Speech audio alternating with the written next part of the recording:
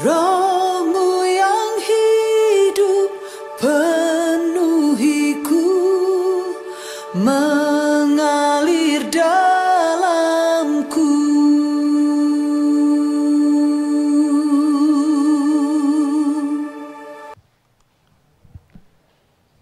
Salam sejahtera seluruh jemaat Tuhan dimanapun berada. Kita patut bersyukur kepada Tuhan karena di tengah-tengah wabah COVID-19 yang sedang terjadi hingga saat ini, kita masih memiliki tubuh yang sehat dan dapat beribadah di rumah secara online. Kita percaya bahwa ini semua adalah bukti nyata kasih dan pemeliharaan Tuhan. Mari kita memulai ibadah ini dengan bangkit berdiri dan mengambil saat teduh.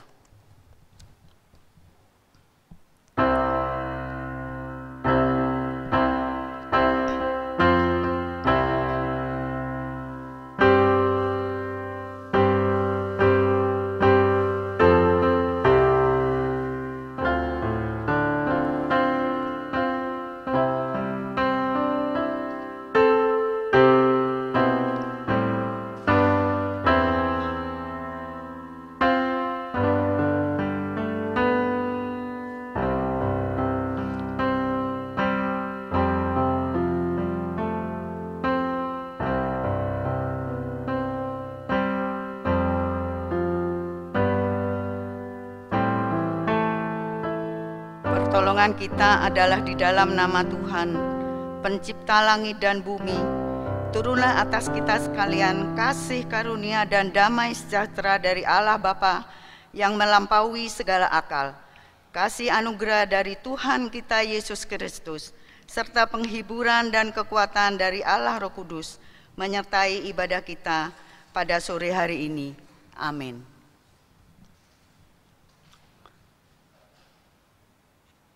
Mari jemaat sekalian, kita naikkan puji-pujian dan penyembahan kita kepada Tuhan sebagai korban syukur kita yang harum dan berkenan kepada Tuhan.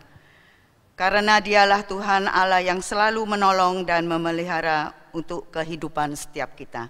Kita pujikan, terpujilah nama Yesus. Kita nyanyikan semua bait. Pada bait yang ketiga, kita nyanyikan dengan sikap berdiri.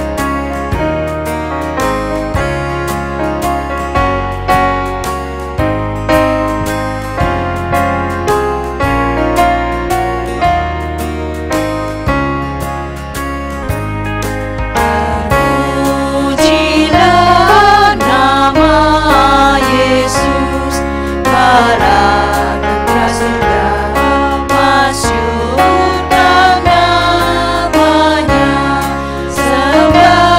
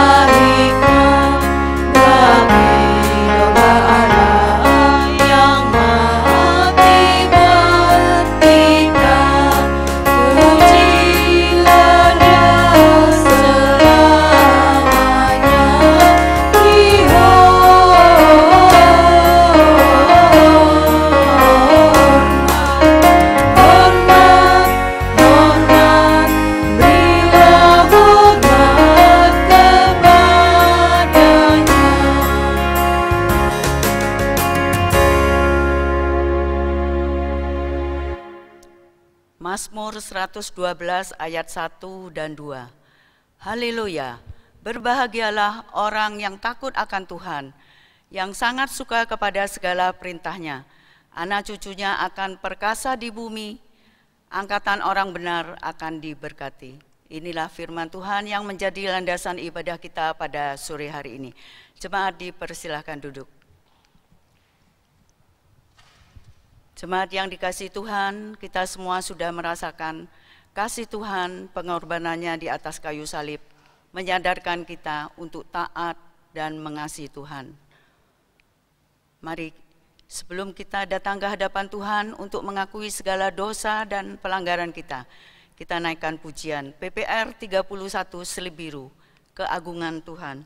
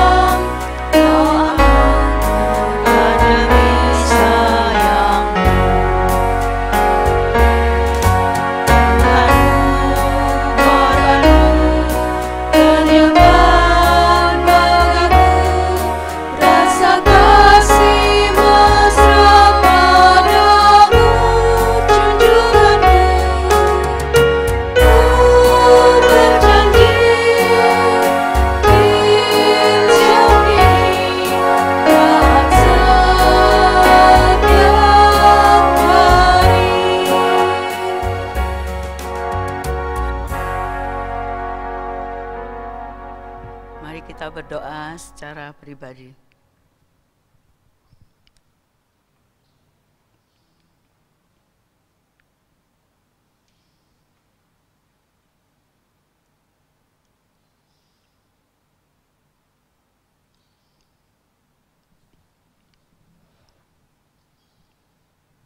Bapa kami yang bertahta di dalam kerajaan surga, kami datang ke hadapan Tuhan yang Maha Kudus dan Maha Tahu. Kami mengakui dalam keseharian kami berulang kali melalui perkataan maupun perbuatan menyakiti anak, orang tua, suami, istri, atau sesama yang lain, menjadi batu sandungan bagi mereka. Bersungut-sungut tidak menghargai kasih Tuhan, meragukan pertolongan dan pemeliharaan Tuhan dalam situasi yang sulit ini. Seharusnya kami bersyukur dalam segala hal, sering mengandalkan pengetahuan maupun pengalaman yang seharusnya kami mengandalkan Tuhan. Ampunilah dosa kami ya Tuhan, tolonglah kami dapat menjalani hidup sesuai dengan firman Tuhan. Dalam nama Tuhan Yesus kami telah berdoa dan mengucap syukur. Amin.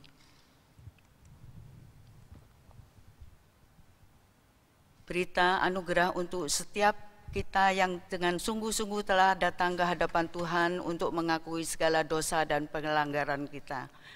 Terambil dari 1 Yohanes 1 ayat 9. Jika kita mengaku dosa kita, maka Ia adalah setia dan adil, sehingga Ia akan mengampuni segala dosa kita dan menyucikan kita dari segala kejahatan. Jika kita mengakui dosa-dosa kita, Dia adalah setia dan adil untuk mengampuni dosa-dosa kita dan untuk membersihkan kita dari semua kejahatan. Kita patut bersyukur betapa Tuhan mengasihi kita, Dia telah mengampuni dosa kita. Dia adalah Bapa yang pengasih dan penyayang. Tetapi Tuhan juga menginginkan kita menjalani hidup selanjutnya sesuai dengan firman-Nya. Mari kita bersama-sama membaca petunjuk hidup baru. Petunjuk hidup baru. Akan tetapi kamu, saudara-saudaraku yang terkasih, bangunlah dirimu sendiri di atas dasar imanmu yang paling suci dan berdoalah dalam Roh Kudus.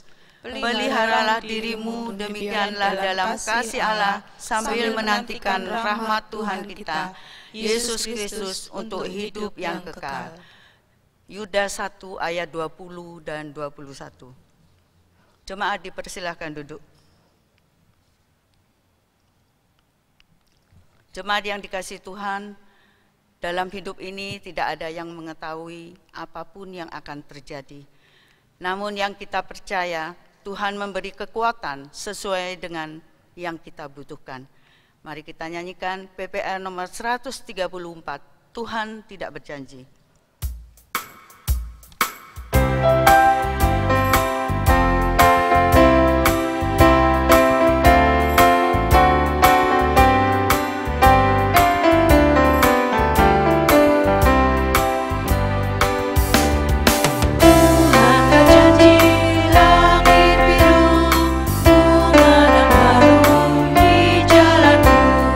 Tuhan berjanji selalu cerah.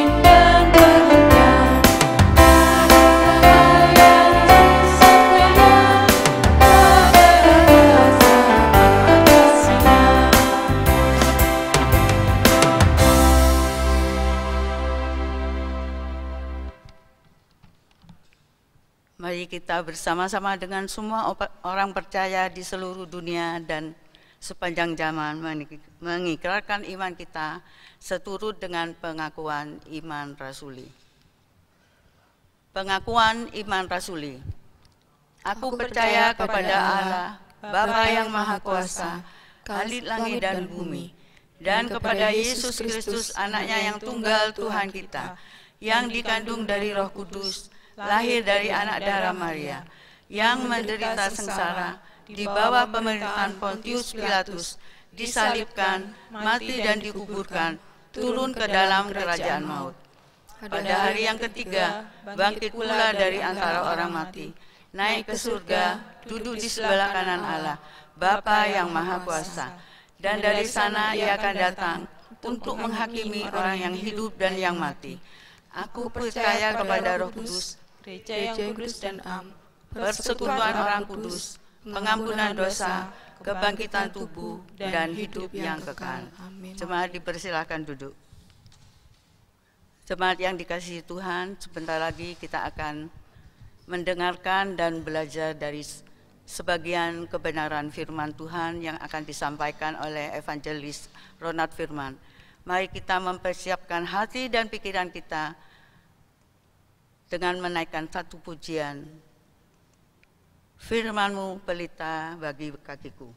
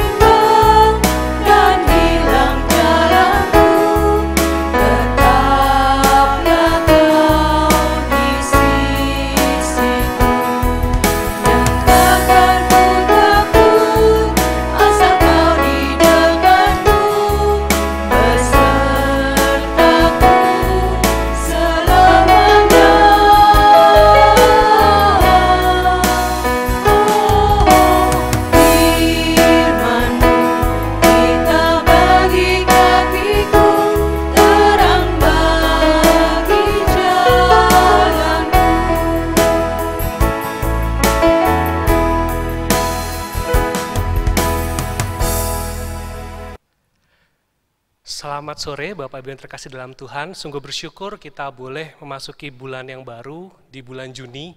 Ya, kita juga mendengar banyak kabar tentang new normal, tapi biarlah kehidupan kita, kehidupan iman kita boleh terus berjalan, boleh terus bertumbuh di dalam Tuhan. Mari sebelum kita belajar akan kebenaran firman Tuhan, mari kita bersama-sama kita mohon pertolongan Tuhan untuk kita boleh mengerti ketika kita boleh merenungkan firman ini. Mari bersama kita berdoa. Bapa di surga, kami sungguh mengucap syukur dan terima kasih. Pertolongan Tuhan memampukan kami boleh melewati hari demi hari sampai pada hari ini. Kami boleh bersama-sama ya Tuhan beribadah kepadamu. Kami mohon saat ini ya Bapa, agar Engkau boleh menolong kami, biarlah Roh Kudus Tuhan membimbing kami, agar kami boleh membaca firman Tuhan dengan baik, kami boleh merenungkan, dan biarlah ini menolong kami ya Tuhan, untuk kami boleh melangkah ke depan, menjalani kehidupan kami, dipimpin oleh Roh Kudus. Terima kasih Tuhan, kami menyerahkan diri kami semuanya dalam tangan pimpinan-Mu, di dalam nama Tuhan Yesus kami berdoa. Amin. Saya mengajak kita untuk memperhatikan firman Tuhan dari Efesus pasal 5 ayat 18 hingga 21. Efesus pasal 5 ayat 18 hingga 21. Mari kita baca bersama-sama Efesus 5 ayat 18 hingga 21. 1, 2, 3. Dan janganlah kamu mabuk oleh anggur, karena anggur menimbulkan hawa nafsu, tetapi hendaklah kamu penuh dengan roh, dan berkata-katalah seorang kepada yang lain dalam mazmur, kidung puji-pujian dan nyanyian rohani. Bernyanyi dan bersoraklah bagi Tuhan dengan segenap hati. Ucaplah syukur senantiasa atas segala sesuatu dalam nama Tuhan kita, Yesus Kristus, kepada Allah dan Bapa kita. Dan rendahkanlah dirimu seorang kepada yang lain di dalam takut akan Kristus.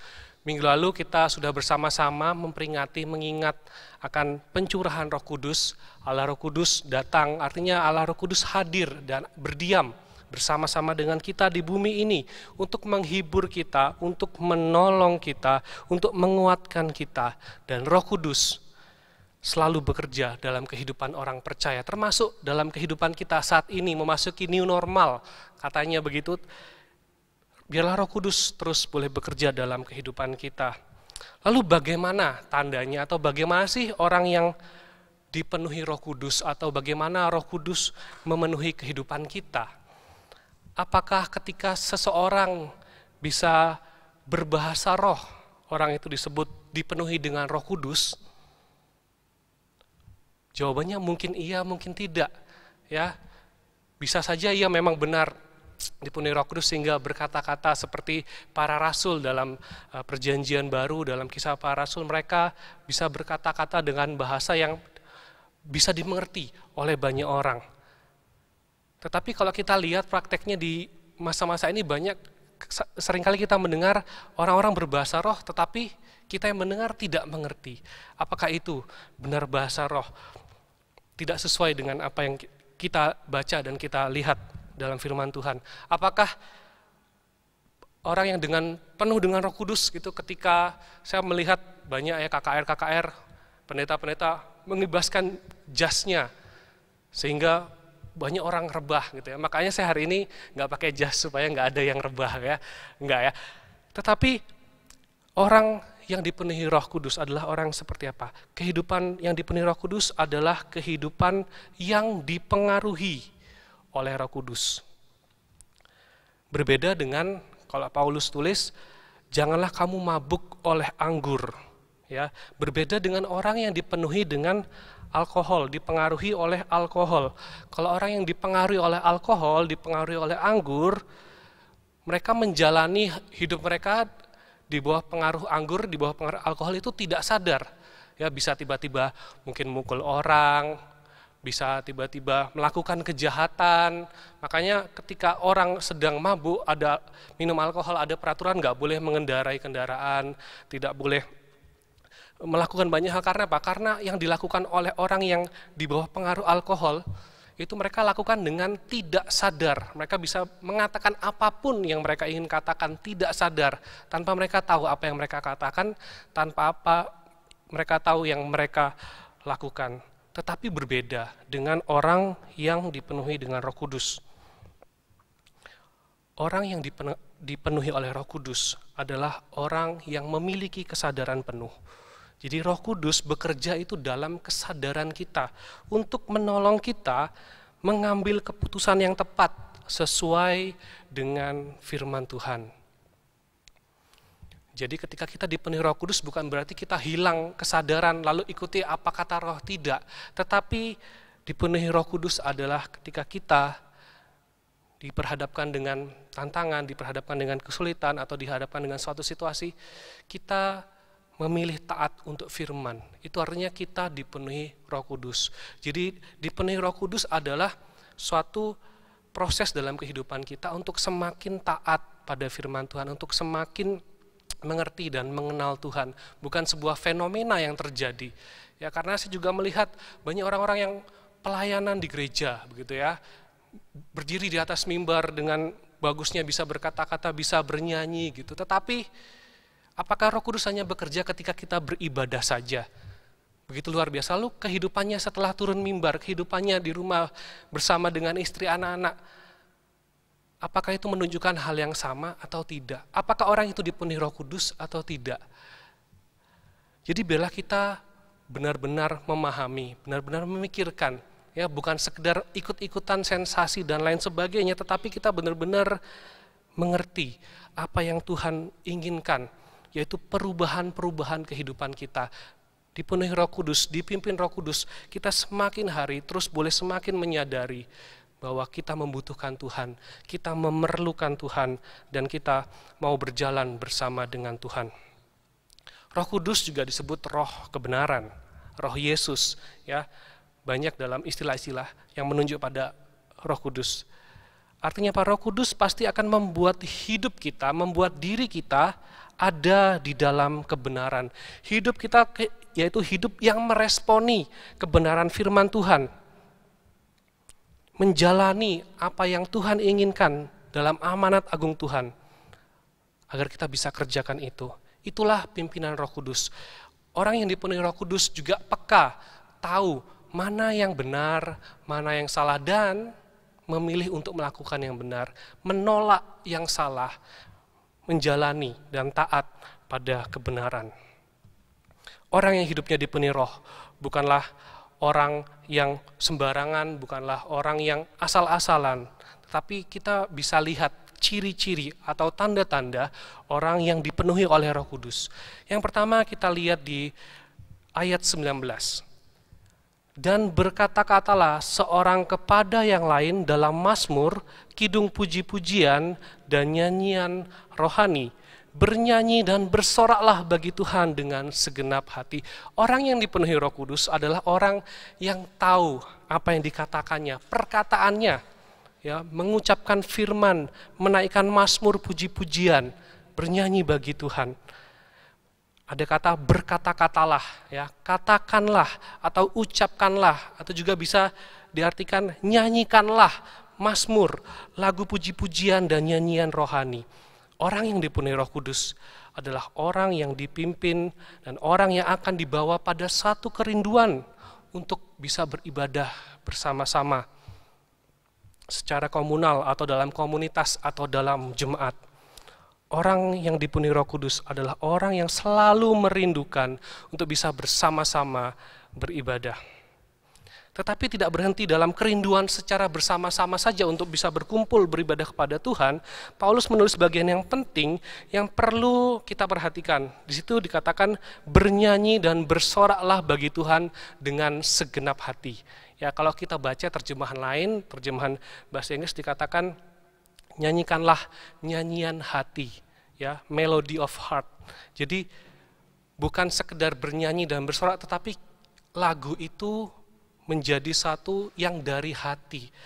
Ibadah kita, kerinduan kita itu bukan secara bersama-sama sebagai komunitas, tetapi juga secara pribadi kita mau datang beribadah kepada Tuhan dengan hati kita. Artinya ibadah kita adalah ibadah yang terpancar dari dalam. Hati kitalah yang membangun suasana kita beribadah. Hati kitalah yang membuat kita bisa bernyanyi.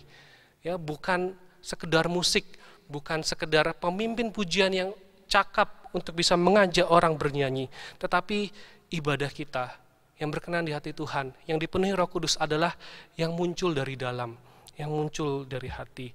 Oleh sebab itu penting bagi setiap jemaat yang terlibat dalam pelayanan untuk mempersiapkan hati kita. Ketika kita dipercaya untuk melayani, kita persiapkan yang utama hati kita. Ya, baru kesiapan teknis kita latihan dan mencocokkan dan persiapan segala sesuatu, baru yang terakhir penampilan. Biarlah apa yang kita lakukan itu benar-benar muncul dari hati, sesuai dengan pimpinan Roh Kudus. Bukan karena kita suka, bukan karena kita senang, bukan karena kita mau menunjukkan kehebatan kita, tetapi dalam ibadah, biarlah hati kita yang mempengaruhi ibadah kita. Dan di masa-masa ini, masa-masa yang sulit karena kita beribadah di rumah, suasana berbeda, tetapi ingat, hati kita jangan sampai berbeda. Biarlah hati kita, perkataan kita membangun ibadah kita dimanapun kita berada, baik di rumah, baik yang terlibat dalam pelayanan. Bila kita memancarkan ibadah yang berkenan kepada Tuhan dari hati kita, dari dalam diri kita. Yang kedua, bukan hanya perkataan, tetapi juga pemikiran kita. Roh Kudus memimpin dalam pemikiran kita. Dikatakan, ucaplah syukur senantiasa atas segala sesuatu dalam nama Tuhan kita, Yesus Kristus, kepada Allah Bapa kita. Ya, Efesus 5 ayat 20. Roh Kudus juga menolong kita untuk dapat melihat rencana Tuhan, membuat kita bisa senantiasa bersyukur dalam segala sesuatu di dalam Tuhan. Karena kita melihat akan pertolongan Tuhan, karena kita dibuat mengerti oleh Roh Kudus apa maksud Tuhan, apa rencana Tuhan dalam kehidupan kita, melalui apa yang kita alami. Kita bisa senantiasa mengucap syukur dalam segala hal, baik, buruk, senang, sedih. Kita sebagai orang-orang yang dipimpin Roh Kudus akan senantiasa dapat bersyukur. Karena apa? Karena kita sudah diberikan yang terbesar, kepastian keselamatan, kehidupan kekal, sudah Tuhan jamin. Tidak ada yang dapat merebutnya dari tangan Tuhan ketika kita ada di dalam genggaman Tuhan. Tidak ada yang dapat merebutnya. Lalu kita juga bersyukur untuk apa? Kita punya kehidupan. Kita masih diberi kesempatan untuk hidup. Artinya kita masih diberi kesempatan untuk berjuang, untuk boleh menikmati hari-hari kita. Baru kita mensyukuri hal-hal yang lain, untuk pertolongan Tuhan, untuk mungkin mujizat yang kita alami. Jadi jangan dibalik. Ketika kita melihat hal-hal kecil, ya, untung rugi dan lain sebagainya, lalu hal itu membuat kita tidak bisa bersyukur. Itu bukan Roh Kudus, itu hanya hati kita, pikiran kita yang terbatas. Tapi bila kita taat pada Roh Kudus kita untuk melihat rencana besar Allah, untuk melihat maksud dan tujuan Tuhan dalam hidupmu, sehingga hidup kita senantiasa boleh menunjukkan syukur kita dalam segala hal. Dan pengalaman menyakitkan itu seringkali menjadi pengalaman yang mahal. Mungkin kita rugi, mungkin kita sakit hati, tetapi ingatlah ada Tuhan. Ingatlah ada pribadi Tuhan yang selalu menerima kita apa adanya. Ingatlah pribadi Tuhan, Yesus yang mau berkorban. Ketika kita masih berdosa, Tuhan sudah mau berkorban. Bukan karena kebaikan kita, bukan karena kekayaan kita, bukan karena kemampuan kita Tuhan menerima, tapi karena kasih-Nya yang besar. Anugerah Allah memampukan kita dan menolong kita untuk bisa melangkah ke depan dengan perjuangan di dalam Tuhan. Hidup yang dipenuhi Roh Kudus akan membawa kita pada pengucapan syukur yang sejati kepada Allah, karena melihat Allah boleh memakai segala hal untuk apa? Membentuk karakter kita, membangun iman kita untuk semakin yakin pada Allah. Yang ketiga adalah perlakuan kita terhadap orang lain. Efesus 5 ayat 21, Paulus mencatat, dan rendahkanlah dirimu seorang kepada yang lain di dalam takut akan Kristus. Orang yang dipenuhi Roh Kudus adalah orang yang dapat memperlakukan orang lain dengan baik. Karena memiliki apa yang disebut dengan kerendahan hati. Roh Kudus selalu membuat kita menjadi orang-orang yang rendah hati, yang mau mendengar orang lain, yang mau belajar dari orang lain. Karena Roh Kudus akan membuat kita sadar bahwa hidup kita bukanlah soal harga diri kita, hidup kita bukan tentang prestasi atau kemampuan kita, tetapi bagaimana hidup kita dapat menjadi alat bagi Allah untuk menyatakan kemuliaan Allah, untuk menyatakan keselamatan dari Allah. Salomo dalam kitab Amsal, ya kemarin kami KTB di remaja ada anak yang membaca Amsal, ya tertegur katanya, karena disuruh lihatlah kepada semut, ya yang rajin, dan ternyata Tuhan bisa menegur kita dengan apa? Hal yang kecil. Ya, dengan semut kita bisa manusia ditegur. Tuhan suruh lihat ke semut yang rajin. Itu menegur. Ya.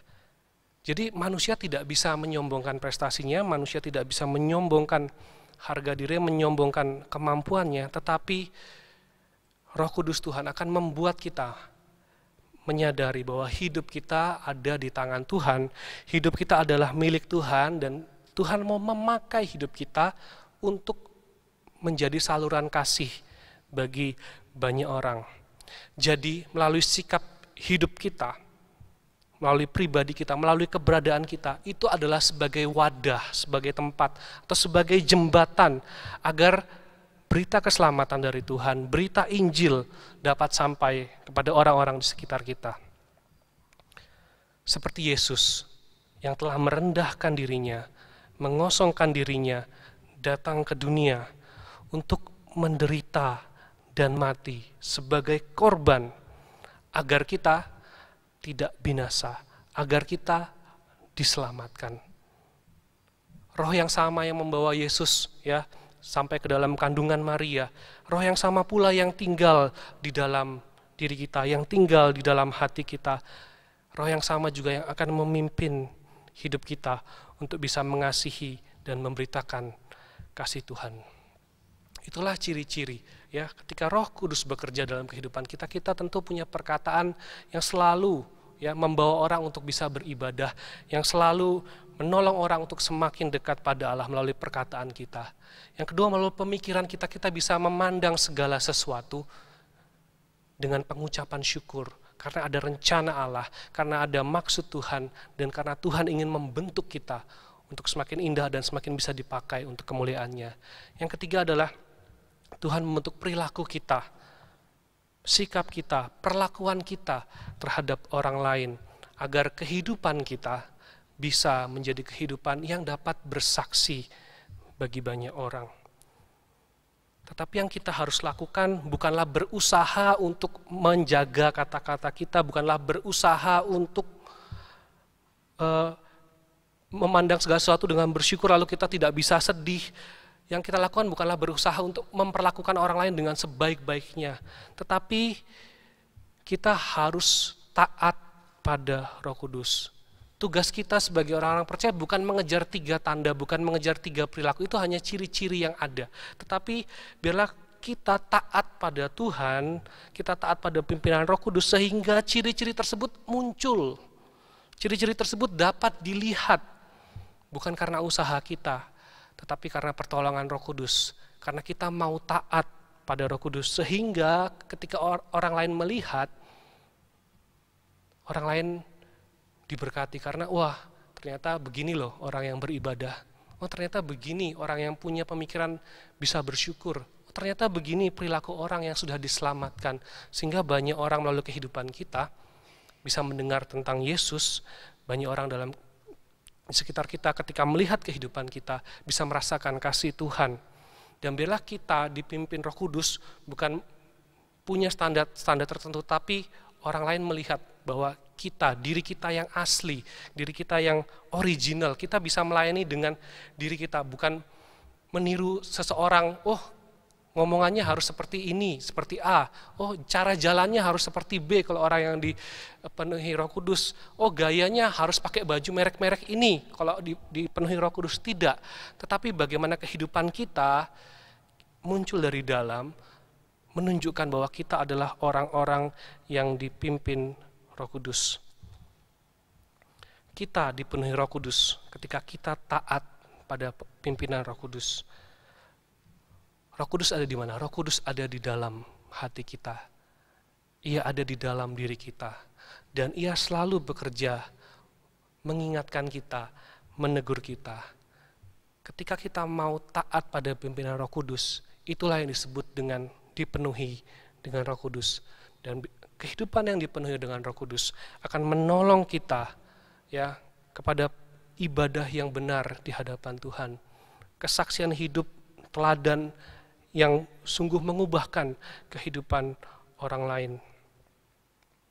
Biarlah setiap kita boleh taat pada pimpinan Roh Kudus, dipenuhi Roh Kudus, sehingga kita juga boleh merasakan dan melihat buah dari keberadaan kita. Karena tujuan akhir bukan mencari 3 ciri tadi, ya perkataan, pemikiran, dan perilaku. Tetapi buah dari itu apa?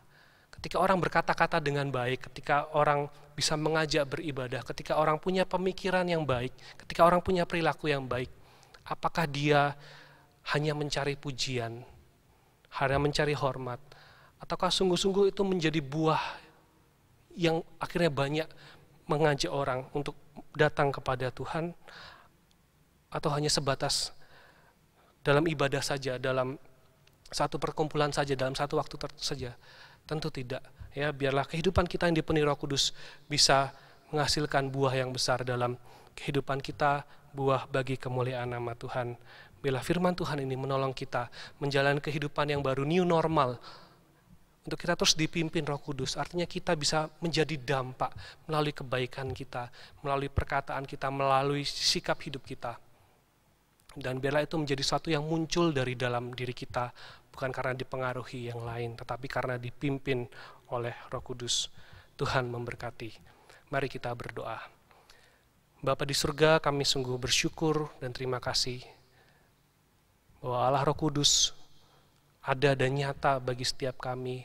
Allah yang menolong kami, Allah yang menguatkan kami, Allah yang menghibur kami. Dan biarlah ya Tuhan, ketika kami diperhadapkan dengan berbagai macam pilihan yang ada dalam kehidupan kami memilih untuk taat pada Roh Kudus, untuk hidup dalam kebenaran firman Tuhan, sehingga hidup kami ya Tuhan boleh memancarkan kasih Kristus. Kehidupan kami benar-benar kehidupan yang dipimpin Roh Kudus, yang berdampak, yang berbuah, yang bisa dinikmati dan bisa dilihat hasilnya bagi kemuliaan nama Tuhan. Berkatilah ya Tuhan kehidupan kami di masa-masa yang tidak mudah ini. Biarlah kami terus ya Tuhan setia padamu. Biarlah kami ya Tuhan boleh tetap taat kepadamu. Dan biarlah kami juga melihat akan kemurahan Tuhan, melihat dan merasakan akan kebaikan Tuhan dalam kehidupan kami. Terpujilah Engkau ya Bapa. Di dalam nama Tuhan Yesus kami berdoa. Amin. Selamat hari Minggu, Tuhan Yesus memberkati. Jemaat yang dikasihi Tuhan, mari kita nyatakan rasa syukur dan kasih kepada Tuhan dengan memberikan persembahan. Sebelumnya, mari kita mengingat firman Tuhan sebagai pedoman dalam memberikan persembahan ini, yang terambil dari 2 Korintus 9 ayat 8. Hendaklah masing-masing memberikan menurut kerelaan hatinya, jangan dengan sedih hati atau karena paksaan. Sebab Allah mengasihi orang yang memberi dengan sukacita. Kantong persembahan akan diedarkan, mari kita nyanyikan pujian dari PPN nomor 14 Selip Biru. Ku tahu siapa yang pimpin.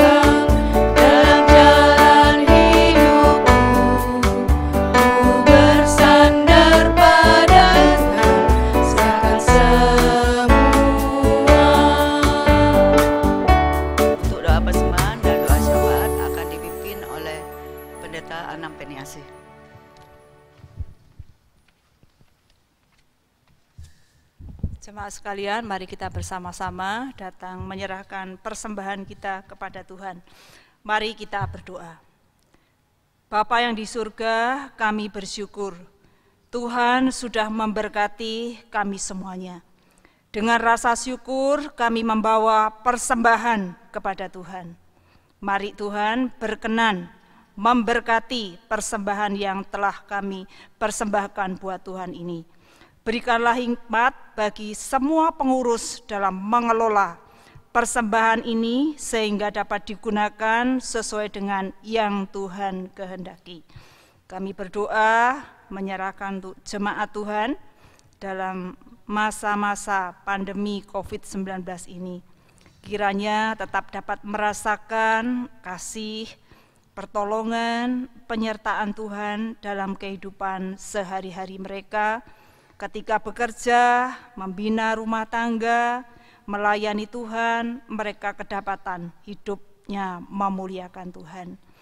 Kiranya jemaat juga menyadari, memperhatikan kesehatan jasmani maupun rohani mereka. Kiranya jemaat juga dapat mempersiapkan hati dalam menjalani hidup dengan cara-cara baru sesuai dengan situasi yang harus mereka hadapi saat ini. Kami juga menyerahkan untuk pelayanan gereja-gereja dimanapun mereka ada saat ini, melalui sarana yang digunakan. Kiranya Tuhan juga pakai sarana yang ada itu untuk memperlengkapi dan menolong kerohanian jemaat, sehingga hidup mereka sesuai dengan yang Tuhan kehendaki. Kami juga berdoa menyerahkan untuk masyarakat, kiranya mereka dapat menyadari pentingnya menjalani hidup sesuai dengan himbauan pemerintah, supaya dapat mengurangi penyebaran virus corona saat ini. Para medis, kiranya Tuhan memberikan hikmat, kesehatan, kekuatan dalam berjuang melayani pasien. Pemerintah dalam mengusahakan untuk mengatasi COVID-19 ini, kiranya Tuhan juga menolongnya, memberikan hikmat yang dibutuhkan sehingga dapat mengambil keputusan dengan benar untuk kesejahteraan masyarakat di Indonesia. Terima kasih ya Tuhan. Kami menyerahkan doa kami di dalam nama Tuhan Yesus, Juru Selamat kami yang hidup, yang sudah mengajarkan kami berdoa seperti yang Tuhan Yesus sudah ajarkan. Bapa kami yang di surga, dikuduskanlah namamu, datanglah kerajaanmu, jadilah kehendak-mu di bumi seperti di surga. Berikanlah kami pada hari ini makanan kami yang secukupnya, dan ampunilah kami akan kesalahan kami, seperti kami juga mengampuni orang yang bersalah kepada kami. Dan janganlah membawa kami ke dalam pencobaan, tetapi lepaskanlah kami daripada yang jahat. Karena Engkaulah yang empunya kerajaan, kuasa, dan kemuliaan sampai selama-lamanya. Amin.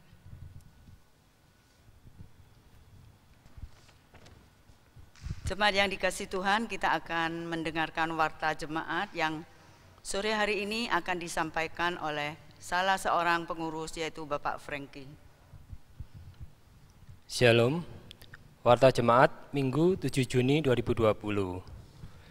Hamba Tuhan dan pengurus menghimbau supaya setiap jemaat tetap menjaga memperhatikan kesehatan jasmani, supaya dapat beraktivitas dengan baik serta memelihara kehidupan rohani, sehingga dapat menjalani hidup sesuai dengan firman Tuhan dalam menghadapi tantangan dan kesulitan yang dialami. Marilah kita tetap saling mendoakan, doakan setiap masyarakat Indonesia supaya dapat menaati himbauan pemerintah sehingga tidak memperbanyak penyebaran COVID-19. Doakan para ilmuwan dalam mengupayakan antivirus atau obat pasien COVID-19. Para medis dalam melayani pasien, pemulihan setiap pasien, masyarakat dalam menjalani hidup di era new normal dan sebagainya. Mohon setiap jemaat dapat membangun iman kerohanian bersama dengan keluarga melalui sarana yang telah disediakan. Jemaat melalui ibadah online, membaca dan merenungkan firman Tuhan melalui mesbah keluarga. Anak-anak sekolah minggu, hari Minggu pukul 8 pagi melalui via aplikasi Zoom.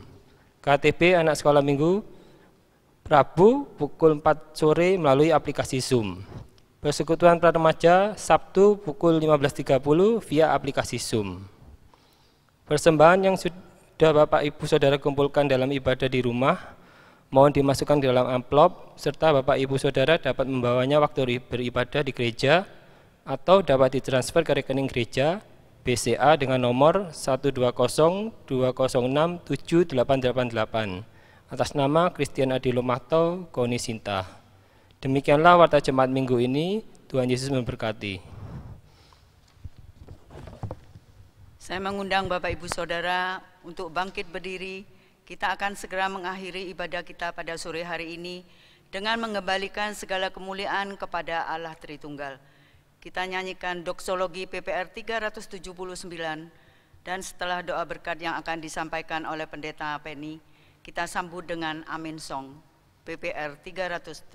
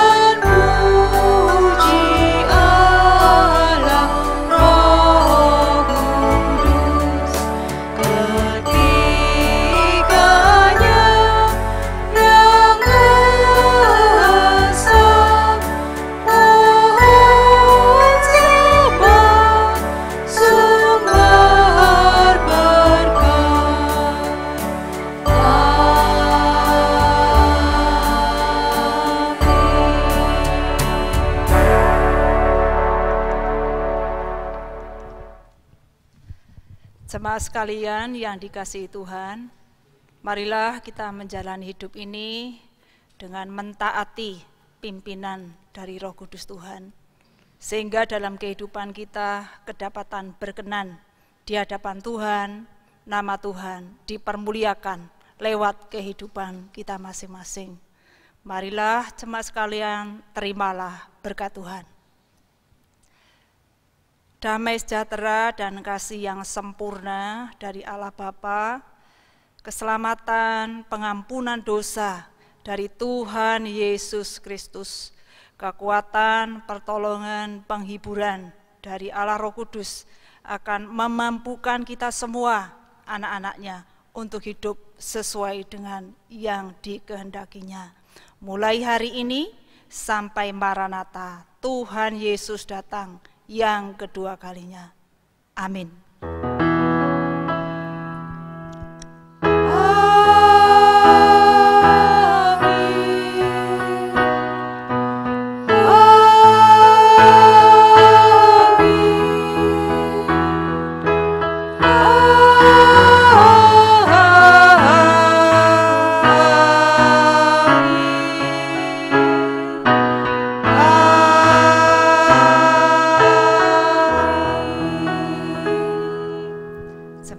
Silakan duduk. Selamat hari Minggu. Tuhan Yesus memberkati. Amin. Buka hati untuk jauh.